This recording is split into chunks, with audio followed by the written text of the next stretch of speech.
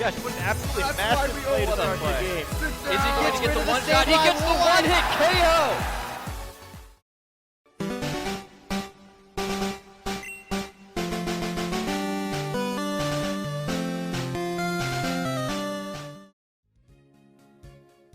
Hey everybody, welcome to Pokemon Feet, Pokemon facts, Easter eggs, and trivia. I'm going to try to teach you something you don't know about the Pokemon series, but if I fail, whatever. Let's do it. Pokemon's timeline is pretty complex. I was relatively surprised to learn that generations 1 through 4 didn't just take place in chronological order. In fact, generations 1 and 3 occurred during the same exact time period as each other, as do generations 2 and 4. How do we know this? Well, one of the few hints we receive in the games is the television report at the start of Diamond and Pearl regarding the Red Gyarados at the Lake of Rage, which I'm sure you all recall encountering back at the start of Gold and Silver. In fact, timeline-wise, Gen 1 and 3's events occur 3 years prior to those of Generation 2 and 4's, which, in turn, fall around a number of years before Generation 5. The number of years isn't exact, but the time between playing in Johto and Sinnoh to playing in Unova is enough time for the Team Rocket grunt that stole the generator of the power plant back in Johto to travel to Unova, get married, and have a kid who's no longer a baby, whom we all meet during our run-through of Generation 5. Every single Pokemon game set in Generation 3 for the Game Boy Advance ended up placing in the top 10 all-time best-selling games list for that system.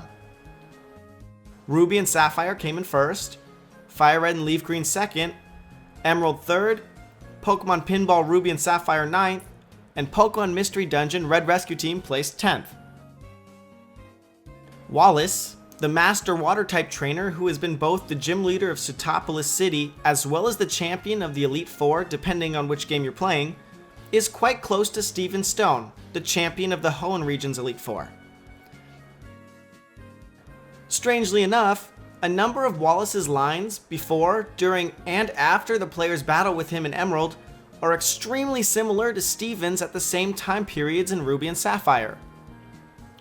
For example, upon his defeat as champion, Steven tells the player, "I, the champion, fall in defeat. Kudos to you, player.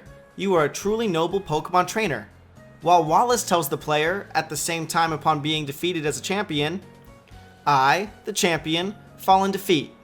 That was wonderful work. You were elegant, infuriatingly so, and yet it was utterly glorious. Kudos to you, player. You are a truly noble Pokemon trainer." Okay, this next one isn't necessarily mind-blowing, but shut up. Did you ever notice that the Pokemon games Ruby, Sapphire, and Emerald all start with the same first letters of the legendary trio from the previous generation, Gold and Silver? Perhaps this played a role in the naming of the next generation games. Then again, probably not. Sticking with legendaries for the moment, in Red, Blue, and Yellow, as well as Fire Red and Leaf Green, there are a pair of binoculars in the guardhouse separating Fuchsia City from Route 15. If you look through them, you're able to see Articuno flying towards the sea.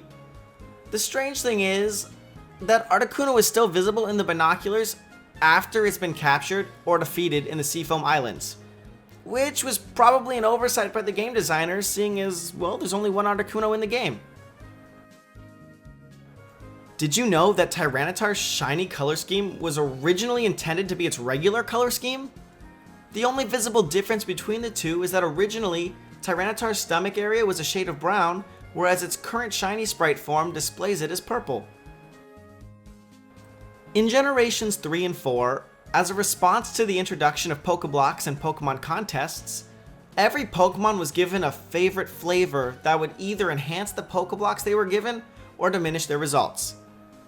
And yet, even if a Pokemon's favorite flavor was bitter, if that Pokemon was given herbal medicine, which is literally labeled as being quite bitter in its description, it would still make the Pokemon less friendly. Yes, I too hate people that give me my favorite flavor of food. Let's do some Gloom facts. Gloom is the only dual-type Pokemon, Poison Grass, that can evolve into a single type Pokemon, that being Blossom. Also, what appears to be drool on the Pokemon's mouth is actually extremely sticky honey instead. And one last fact. Of course you know that Gloom supposedly smells incredibly terrible. However, its yellow version Pokedex entry states that around 1 out of every 1,000 people actually truthfully enjoy the stench that Gloom lets off. Gross. And to end this episode, I'll share with you a little feature you may not have known existed, but very well may have saved your ass at some point in the past. On the Game Boy Advanced and DS versions of Pokemon, there's a hidden backup save file that would restore your game if the normal saving process was interrupted, or if your file got corrupted in some way. It would allow you to boot from your previous save and not have to restart the whole game all over again. Pretty sweet. Hey everybody, thanks so much for watching this week's episode of Pokemon Feet. If you liked it, feel free to let me know with a like or a comment. Both of those are pretty freaking amazing. And if you think you could put up with me again, maybe even hit that subscribe button. I don't know, optional, but it'd be pretty cool. Anyway, thanks so much for watching this week. I hope you guys learned something, and I hope to see you next time on another episode of Pokemon Feet. Who's that Pokemon? Foot.